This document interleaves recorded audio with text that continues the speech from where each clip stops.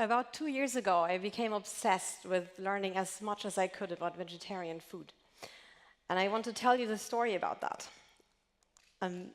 This is a place where I'm happiest. Outdoors, hiking in forests, climbing up mountains, it relaxes me, it inspires me. I think that's true for many people. And I obviously want these spaces to be preserved and protected.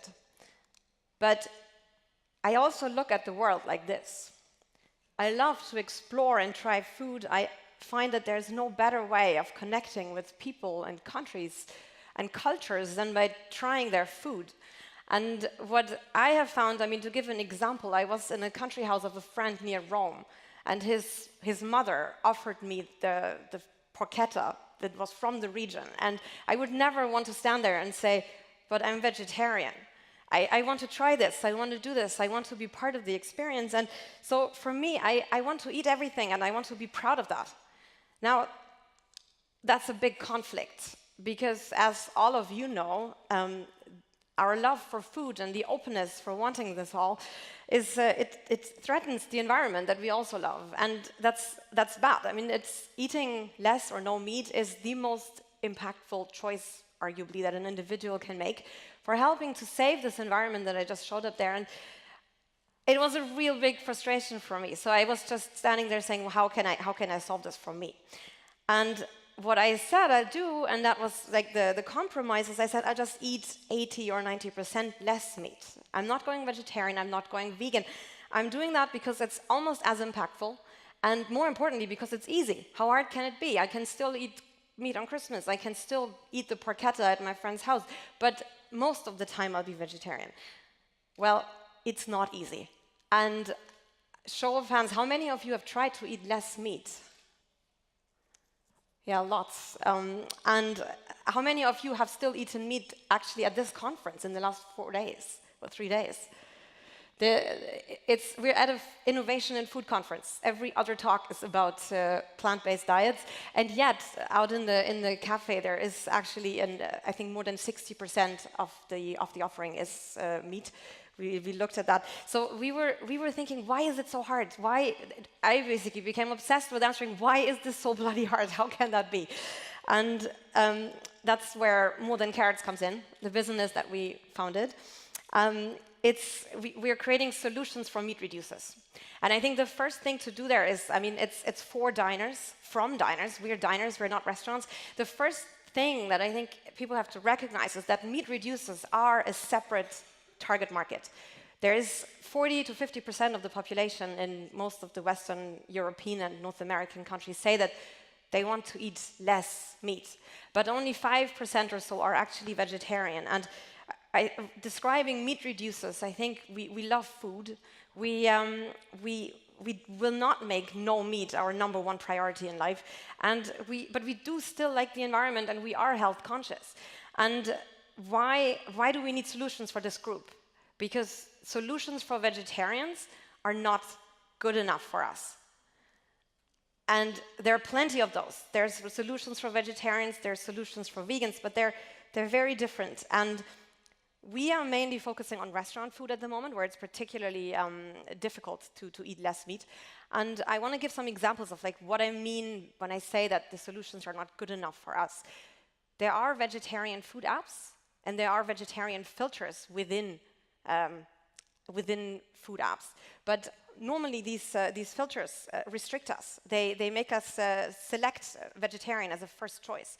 Now, what we need is nudges wherever we make food choices. And we've just had some really interesting talks before where we heard that we make food choices on platforms when we decide where to travel. We make food choices at the restaurant where stuff can be described in the way as Daniel described, that intrigues us and that tempts us, but it can also be described in other ways. And what we say is that quite often, once you're at the restaurant, it's already almost too late, because John Kerry said yesterday the world would be a better place if all of us just made better choices. And quite often, choosing the restaurant sets you up for success or failure when it comes to eating vegetarian food. And what we say is we want to have this information as meat reducers in the environments that we already visit. We need that information where we already are. And so what we have developed is we've developed a tool that ranks restaurants for the quality of their vegetarian offering, and we can introduce this information and include it in the interface of other food apps, of a food delivery app, of a restaurant booking service like we just saw, because that's the place where we need that information. And we are not the target group that will respond in a survey like this and talk about vegetarian food. We are not going to ask for it because we don't identify as vegetarian. That doesn't mean, though, that we won't use that information if it's there. And the other thing that we need is enjoyable food. We need, like, one thing that I would almost say is that bad vegetarian food may have stopped more people from going vegetarian than anything else. Because if you have bad experiences, you give up, and only great experience will build strong habits, which is really all what we need to do. Now, it's not surprising that you can fall into that trap. It's very, if you try something new, if you have never done it, like, you have to explore, you have to be out there, and you have to do that. But you need to be guided and helped to become successful. So none of this probably is new. Nudging is not a new concept. Vegetarian food has been around for a while. We believe, though, that now is the right time, because there is amazing vegetarian food out there now. A lot has happened in the last year or two. We would suggest, we want to invite people to try again. If you've tried this 2 years ago and had bad experiences, now that might have changed. And we would also invite people to try more often, because giving 2 or 3 experiences to vegetarian food is not enough. You have to just explore this. You have to really dive into it and try and essentially learn about it.